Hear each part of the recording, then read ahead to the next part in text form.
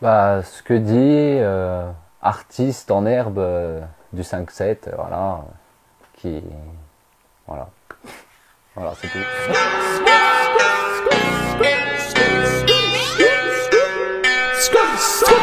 J'arrive dans l'arène avec mon katana. Je ne connais pas de pitié comme Hayabusa. Je bataille avec les mots, tu veux des minables. Le mic dans la paume, je me rabatte. Bâtard, je n'ai pas ton time. Si tu veux qu'on se lave, tout éclate à la batte. Yeah, yeah, yeah, yeah. Pétasse, sans me voir ta chatte. Je ne pense que V9, c'est mon côté Denzel. Oh oui, oui, je suis dans le training day. Tout en vénère, je ne suis jamais zen, homie. Oui, j'ai la dalle de sa mère. J'ai buté ma peur, pas les couilles qu'elle saigne. Je n'ai rien à prouver, comme a dit le sensei. J'ai des a priori, jamais je ne m'expliquerai. Pseudo-mélomane et mythomane, à ce que tu bicraves. Tu rappes de pipo, ce côté musical. Ne fais pas le mec chaud, ne me parle pas d'âme. Toi, ce côté Pablo, c'est ta putain de moustache. Kilogramme au milligramme, soit tu perds ou soit tu gagnes. Tu t'enflammes après tu chiales. Marie-Jeanne c'est ma femme, tous les jours sous Valentine. Je suis taré depuis longtemps, pao pao, l'équipe est trop badass. Tous mes frères sont des terniqués, des mères est normal, on kiffe ça. Pétage, je t'éclate ta face, sans problème tu finiras ses pieds sous terre si tu gères trop mal. Qu'est-ce qui dérape, qu'est-ce clair qui tabasse, t'espères et me bat, t'es clair que t'es naze. Qu'est-ce qui se passe à la brèche, je te menace, Jacques dans ta face et tu fais le gabadas. Je suis plus que vénère, je t'avais prévenu, t'as voulu me faire la guerre, maintenant faut que t'assumes ça avec moi que ta femme t'a fait cocu. C'est à cause de moi que le rap ne te veut plus. Mon gars, c'est le premier carton, je te laisserai pas tranquille, je t'avais dit que j'étais chiant. Si je recule devant toi, c'est pour prendre de l'élan. Je te baiserai au calme, toi et ta descendance. Ce que dire, bonjour. Bonjour. Bienvenue sur Clap TV. Merci beaucoup. Hein. Écoute, merci à toi d'être venu. Pour commencer, j'aimerais savoir, toi, tu es d'originaire d'où? De Metz même ou... Ouais, Metz, j'étais un peu partout comme ça. D'accord, t'as bougé pas mal? Ouais, bon Saint-Martin, Moulins, enfin... Ouais, donc t'es un gars du 57. Ouais, c'est un peu ça, ouais. Alors, de quelle manière t'as commencé le rap? Parce que t'es rappeur, c'est ça?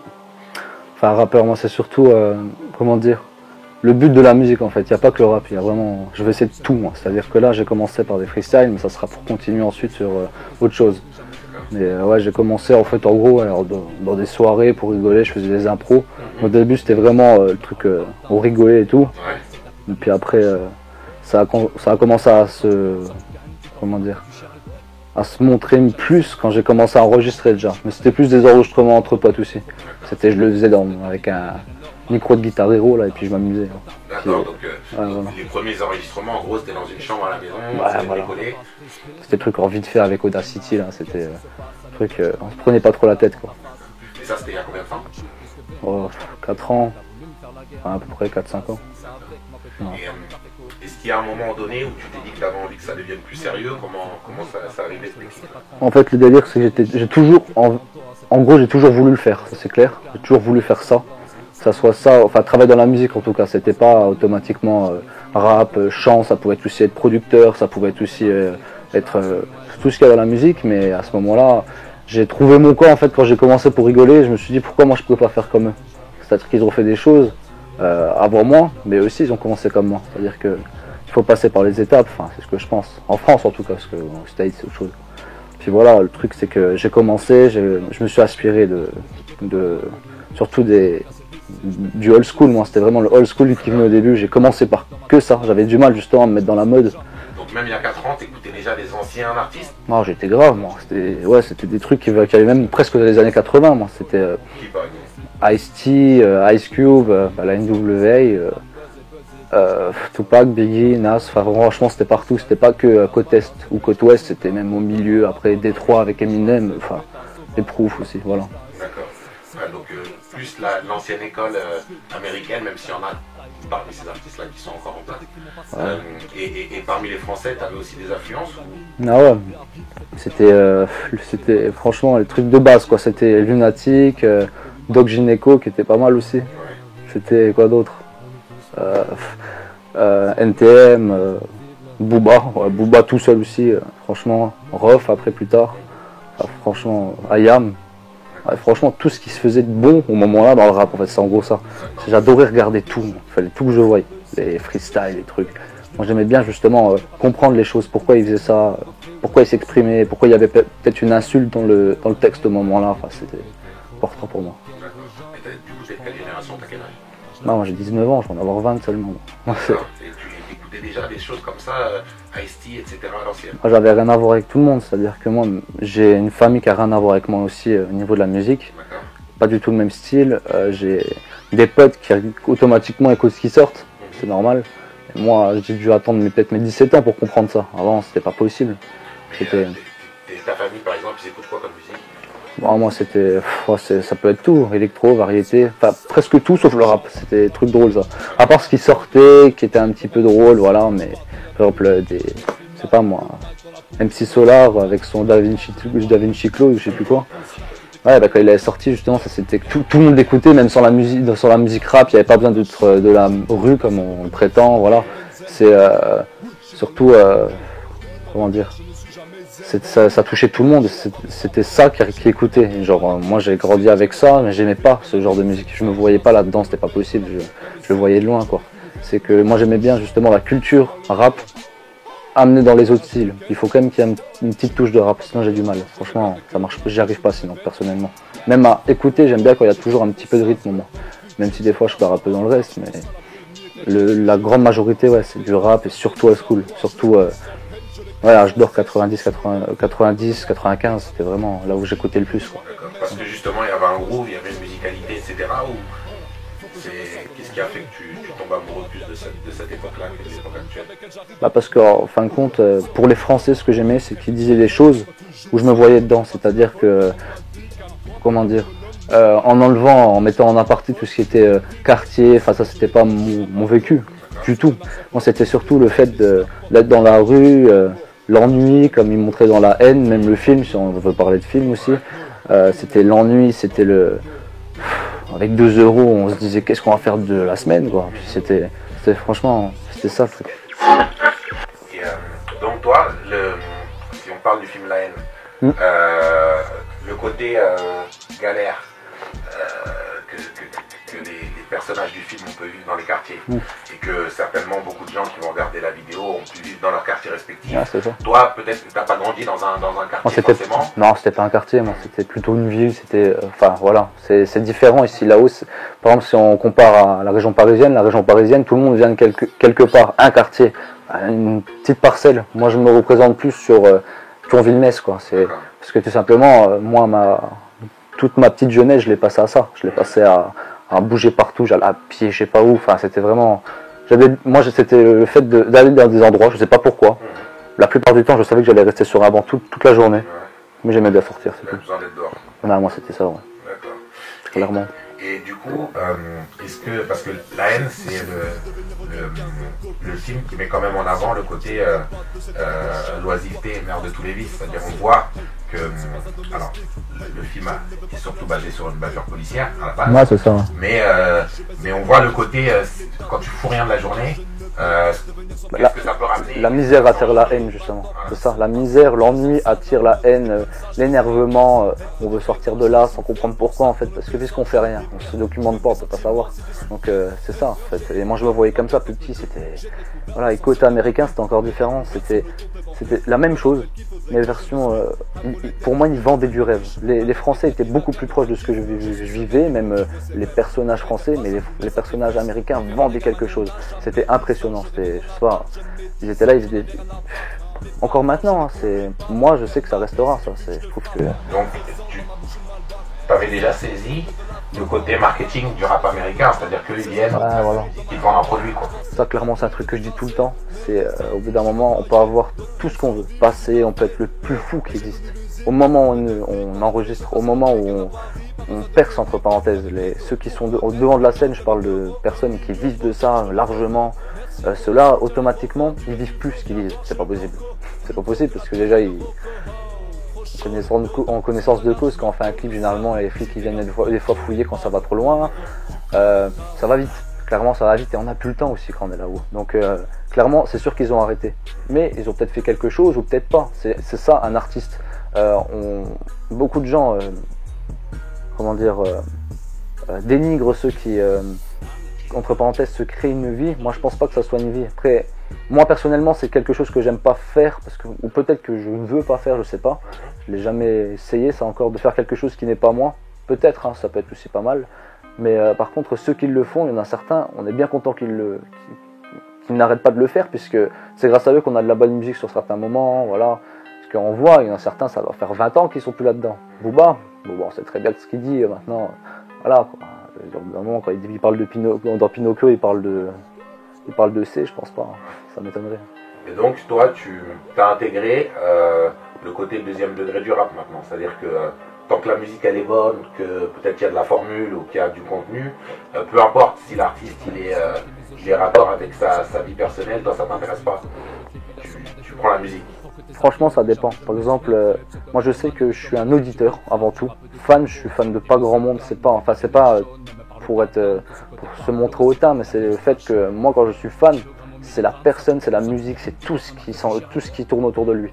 Par exemple, on a souvent un artiste qu'on aime bien une musique, on aime bien comment il bouge, comment il parle, mais il est chelou dans la vie. Il fait des trucs des fois, moi je dis, je sais pas moi, Lil Pump c'est cool à écouter et tout, mais je veux dire, par contre, faut le faire pour être fan de lui, c'est un taré le mec. Hein. Donc, voilà, après, moi je vois les choses comme ça, automatiquement, ça donne plus d'impact quand la personne elle a vraiment vécu ce qu'elle a vécu, c'est clair, c'est normal, parce qu'on le voit. Par exemple, Damso, ça m'étonnerait beaucoup qu'il mente beaucoup, franchement, je le vois pas mentir, parce que Damso j'écoute beaucoup. Et puis, je sais pas, il y en a d'autres qui ont sûrement grandi, comme ils disent, dans des quartiers, mais c'est pas parce qu'on vient d'un quartier qu'on sait faire quelque chose. C'est comme ceux qui font de la boxe, s'ils étaient si forts, ils seraient champions. Donc c'est pareil, un Jul par exemple, ça m'étonnerait beaucoup qu'il a tenu un cartel à Medellin, lui, hein. Voilà, ça. Et puis, mais après ça j'aime pas personnellement, mais il y en a d'autres que j'écoute sûrement qui s'inventent des vies comme on dit.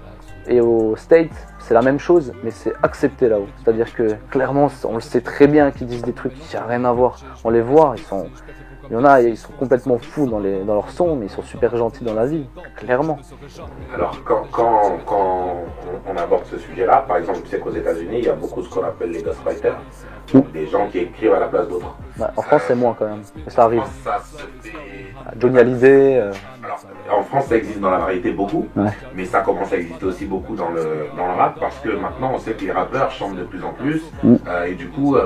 on crée des morceaux un peu comme ça et puis on va dans la cabine, va chanter. C'est un truc qui se fait beaucoup. Et des fois, les morceaux, ils sont à 3-4 personnes, ils vont dans la cabine. Toi, comment tu vois ce truc-là? Est-ce que c'est quelque chose que tu pourrais faire? Ou est-ce que non, toi, tu veux garder quand même la maîtrise de ton texte ou... En fait, justement, c'est un truc que moi je le représente comme une entreprise en fait. Au moment où le rappeur il est vraiment loin, c'est-à-dire quand je dis loin, c'est franchement, on l'entend tout le temps. À partir du moment là, on n'en sait rien de ce qui se passe derrière. C'est pas possible. Donc, ce que je veux dire, c'est que c'est comme une entreprise. On ramène un produit, une matière première dans l'entreprise, qui est les textes, le ghostwriter, et justement ensuite le rappeur les chante. Lui, c'est l'entreprise. Il transforme justement les paroles en chant, en flow. Et ensuite, ça sort et puis c'est vendu. C'est exactement comme ça que je le vois.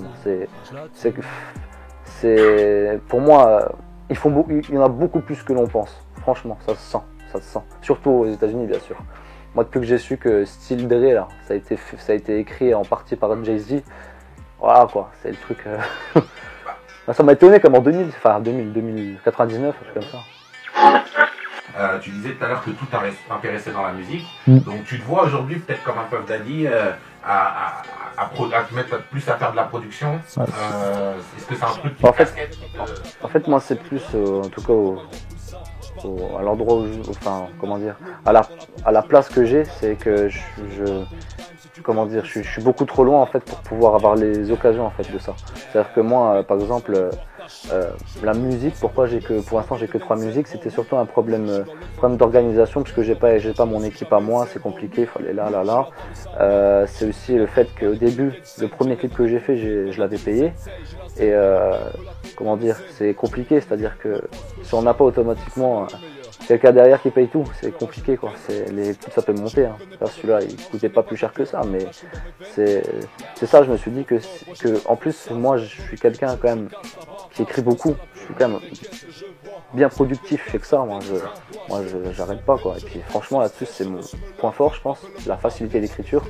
Et justement par contre c'est un peu frustrant d'écrire beaucoup de choses mais en sortir que 3 quoi. Pourquoi? Parce que je sais que si j'en sors trop, déjà d'une, ça va être une monotonie habituelle. Il faut créer quelque chose quand même, avoir envie de faire. Alors, c'est intéressant ce que tu dis parce que il y a peut-être une dimension que tu tu n'évalues pas dans ce que tu viens de dire, mais tu sais que si demain tu as un producteur qui te met de l'argent pour sortir tes clips, qui te met de l'argent pour t'aller en studio, lui il va te demander du volume. Est-ce que ce volume-là, tu réussiras à l'assumer dans le sens où là tu n'es plus libre? C'est-à-dire qu'en plus de ça, tu auras un gars qui va venir au studio. Je sais très, en fin de compte, ça c'est un truc justement, ça fait partie de ma passion quoi. Moi j'aime bien la musique, mais aussi pourquoi elle est faite, comment, pourquoi l'organisation. Et puis ouais, c'est clair que ça, c'est sûr que je vais pas faire de musique tous les 6 mois, on a bien compris. Hein. Il faut que ça soit frais, que ça soit tout le temps, que ça soit approuvé, c'est très différent. Mais justement, c'est quelque chose, au bout d'un moment, il y a ceux qui préfèrent se contenter de ce qu'ils ont et ceux qui essayent quand même de réussir dans la vie. Puis moi je pense qu'au bout d'un moment rester tout seul, c'est, on va dire, moi là, le truc où j'ai envie de me concentrer personnellement, c'est la musique. J'ai pas envie de me concentrer sur le reste, c'est compliqué de tout faire en même temps. Franchement c'est chaud, j'ai tout appris tout seul, il n'y a personne dans mon entourage qui le fait quoi, ni proche de moi. Donc toi aujourd'hui, est-ce que tu cherches un producteur clairement là? Bah oui, c'est clair. Moi j'ai ça, moi je suis... Mais ça c'est un truc que je pourrais signer là, le truc c'est que moi je suis quelqu'un, j'écris énormément. Ça c'est clairement c'est quelque chose, j'écris pas automatiquement tout le temps la même chose. Ce qui est sorti là est très très différent de ce que je fais autrement. C'est-à-dire que ça c'est plus des trucs rapides. Et ensuite justement là je suis sur un projet justement là en ce moment, c'est que j'attends sur celui qui m'enregistre pour l'instant pour pouvoir enregistrer tout ça. Et après les clips ils vont partir. C'est-à-dire que franchement là j'ai trouvé quelqu'un qui me les faisait, un ami à moi, qui s'appelle Naghetto en plus en passant. Et justement lui il est beaucoup dedans aussi. Et justement lui on travaille bien ensemble je trouve pour l'instant. Et au niveau des clips je sais que j'aurai l'occasion maintenant, c'est plutôt l'enregistrement. C'est très difficile pour moi. Donc le truc c'est que dès que je l'enregistre, je sais que là j'ai un projet, c'est de faire plus des clips qui ressembleraient à des courts-métrages, c'est-à-dire une histoire. Je veux pas faire que comme tout le monde, je veux vraiment faire mon truc à moi. Petite histoire dans le clip, hein. Je suis pas le premier à le faire bien sûr, mais c'est un truc qui est... Ouais, voilà. Comme l'a dit Fianso par exemple, enfin, le truc qui... Et ça c'est ce que je fais en ce moment. J'essaie de me forcer sur l'image, sur le clip. Tu penses de l'écriture à ça? Ouais. Pendant que j'écris, j'imagine l'image qui se passera. Donc aujourd'hui, tu parlais d'enregistrement, c'est compliqué pour toi, pour quelle raison? Bah, comment... Pas de studio où aller poser, En gros, comment dire, j'ai déjà à la base, j'ai déjà du mal, financièrement, je suis pas à plaindre bien sûr, je vis comme tout le monde, voilà. Mais pour tout ce qui ressortirait un petit peu de la vie professionnelle, de la vie banale, tout ce qui j'appellerais le loisir, parce que malheureusement pour l'instant je peux pas encore en faire mon métier malheureusement, donc quand ça ramène pas d'argent il faut arrêter aussi de se prendre pour voilà. Pour l'instant moi c'est un but et j'ai pas de problème avec ça quoi, c'est vrai. Donc le truc c'est que j'ai pas automatiquement l'argent pour déjà le reste, et ça fait on va dire peut-être un an et demi que maintenant je sacrifie les choses, c'est-à-dire que je préfère perdre un mois, plus voir ma copine sur un moment pour pouvoir faire ça. Malheureusement, on peut pas tout faire. C'est-à-dire que il y a des priorités à avoir. Ouais, de sacrifier un peu la vie de famille ou même de pas aller acheter une basket pour aller voilà. Payer une séance de studio. C'est exactement ça, parce que la séance de studio, ça peut monter des fois. C'est ça le problème. Et surtout que avant de trouver le bon âgé, comme on dirait, c'est que on va tomber sur des mecs qui vont faire nimp, puis vont mal enregistrer. Après moi j'ai encore eu de la chance, je suis tombé sur des gars déjà expérimentés. Là, je m'enregistrais au début chez RASA, c'est un rappeur de Bon-Saint-Martin. Et après je suis passé chez un autre pote sur Mettville. Et lui il fait que ça, c'est-à-dire qu'il rappe pas, il aime bien, c'est à côté de ses études. Mais le problème c'est que lui aussi il a une vie, c'est difficile de... Voilà, moi j'ai un problème avec ça, donc c'est clair que moi quand je veux j'y vais quoi, mais lui c'est pas automatiquement le cas. Lui c'est pas une priorité dans sa vie, enfin, c'est tout à fait ce que je vois. C'est que il le fait pour un loisir lui, voilà. Il ne pourra pas faire autre chose, je pense pas en tout cas, ça se voit. Enfin, pour l'instant en tout cas il veut pas le faire, c'est tout. Et le problème c'est que moi je suis pas dans la même longueur d'onde que lui, ça veut dire que des fois j'ai envie d'enregistrer 4 choses, j'ai le temps pour une musique. Et la musique malheureusement pour la refaire, pour faire le mixage et tout, il y a des trucs qui me vont pas, il faut que je revienne un mois après pour faire une phrase. C'est grave quoi. Ah franchement moi c'est des problèmes d'organisation, je l'ai, mais moi je peux pas avoir la prétention de faire C'est comme, je sais pas moi, un Gizmo au début il écrivait vite parce qu'il avait, j'ai cru comprendre qu'il y avait des textes avant d'avoir percé, donc c'est parti. Un peu comme si là je perçais maintenant, j'ai plein de textes, donc automatiquement ça va aller vite. Mais après il faut aussi être dans la longueur, imaginer plus tard, si j'ai une panne d'inspi au moment là, voilà. Et il faut pas aller trop loin non plus. Pour moi j'aime bien donner mes impressions du moment en fait. Et là c'est compliqué parce que des fois il y a quelque chose que je vais écrire, par exemple Katana qui est sorti, je l'ai écrit il y a longtemps, je l'ai écrit en décembre peut-être. Et le truc c'est que j'ai pris 4 mois à faire le clip. Pourtant, parce que c'est pas automatiquement qu'on prenait le temps sur le moment, on n'avait pas les moments pour le faire. C'était des créneaux d'1 heure pour faire un clip. Difficile 1 heure. Mais parce que quand même, là aujourd'hui, tu sais les choses, la musique c'est quand même vachement démocratisé. T'as des studios, alors certes c'est de l'argent, hein, t'as des studios à 10 € de l'heure maintenant où tu réussis à sortir un résultat en général qui est tout à fait correct. Moi quand j'ai commencé les clips, c'était 1500 balles, c'était le minimum que tu pouvais mettre pour un clip. Ah ouais, c'est impressionnant. Tu vois, minimum de chez minimum, et le mec il vient tout seul avec sa caméra. Si tu voulais commencer à avoir une équipe, c'était de 5, 3000 balles. Parce qu'à l'époque là c'était différent, c'est-à-dire que celui qui le faisait c'était un professionnel surtout. Alors que maintenant, comme moi quoi, c'est des gens qui veulent réussir, alors ils essayent, et comme ils n'ont pas automatiquement le piston que tout le monde, que les autres auraient, ils essayent de trouver quelque chose, donc automatiquement on passe par la case départ, donc c'est beaucoup moins cher, c'est clair. C'est sûr, c'est spécial de prétendre 1500 € quand on n'a jamais rien fait. Après, est-ce que toi tu te dis pas, quitte à, bon bah je dis une bêtise, moi c'est ce que on en parlait avec toi parce que c'est ce que je faisais à l'époque. Moi j'ai en fait tout ce que tu racontes là, tous les rappeurs passent par là. C'est-à-dire moi j'ai commencé, c'était comme ça, c'était compliqué. J'ai enregistré dans la chambre d'un pote, on collait le micro contre le mur. Et puis après on a commencé à réserver des séances de studio. Le mec t'appelle la veille pour annuler la séance, il a décalé 15 jours après. Alors toi t'es prêt, tu veux tout faire là maintenant. Ah c'est ça. Bon, tout ça, nous on est passé par là quand t'arrives au studio. L'ingénieur du son qui est pas là, c'est un stagiaire, le stagiaire qui fait mal ses prises. Tout ça c'est des galères que le rappeur vit. Est-ce que toi tu cherches pas à te dire bon, je vais me diversifier, je vais essayer d'avoir 2-3 endroits où je peux aller bosser, trouver 1 ou 2 autres studios ou comment, parce que je sais qu'en province c'est pas toujours compliqué, il n'y a pas toutes les ouvertures comme on peut avoir à Paris. C'est pour ça. Ouais. Paris, par exemple, une anecdote, là je vais partir à Paris pendant 4 jours, c'est pour ça aussi. D'accord. C'est qu'il y a un rappeur de là-haut que j'ai rencontré grâce à un pote qui vit dans le 7-7. Puis justement, je vais y aller, on va sûrement essayer de faire quelque chose ensemble. Pourquoi? Parce que je sais très bien qu'en allant à Paris, ce sera plus simple. Donc des fois, j'ai dû s'y bifurquer, parce que là, pour l'instant, c'est difficile, je peux pas encore, mais je prends mon temps, quoi. Et au bout d'un moment, c'est juste que je prends mon temps, mais tout est relatif. Je ne vais pas attendre trop longtemps non plus. C'est pour ça que, moi, quoi qu'il arrive, il faut que je trouve une solution pour ça, parce que je vois que je perds beaucoup trop de temps pour ce que je peux faire. Et ça me saoule, c'est-à-dire que j'ai pas envie d'attendre, je sais pas quel âge, voilà. Je me dis aussi que la plupart des gens qui ont pas réussi, c'est parce qu'ils se sont dit, bon, bah, j'ai pas ce que je veux, bah, je cherche pas à comprendre, quoi. Alors, évidemment, voilà. Et alors, moi, je vais pour revenir à ce que tu veux faire, puisqu'on en parle depuis tout à l'heure, est-ce que tu as envie de faire quoi? De sortir un album, de sortir un projet global, de te mettre dans une stratégie où tu envoies des clips tout le temps? Enfin, quelle est? Parce qu'on voit un peu de tout aujourd'hui. Les artistes fonctionnent, il y a des artistes, même on les voit plus pendant 2 ans, hop, ils sortent un clip et puis ils disparaissent et 2 ans après, puis ils reviennent. Enfin, je vois toutes les stratégies de la Terre. Toi, quelle est ton aspiration en tout cas après? Bah, pour l'instant, je sais que tant que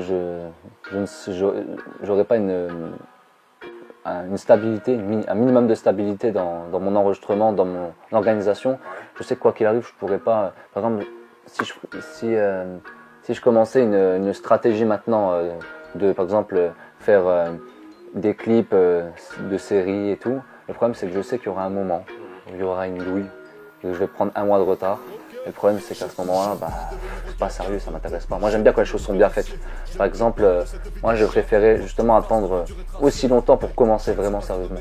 C'est pas que je me suis dit, c'est pas que je voulais pas avant, c'est que je me disais que j'étais pas assez bon pour moi. C'est-à-dire que ça sert à rien.